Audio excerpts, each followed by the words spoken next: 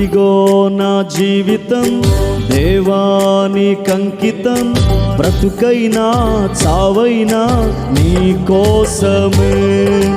ఇదిగో నా జీవితం దేవానికంకితం, బ్రతుకైనా చావైనా నీ కోసమే. నాకున్నది నీ ఒక్కడివే, నీ బ్రతికేందుకు నీ ప్రేమ చాలయ్యా. ఆరాధింతును నా పూర్ణ హృదయముతో, నిన్ను కనపరతును నా జీవితాంతము.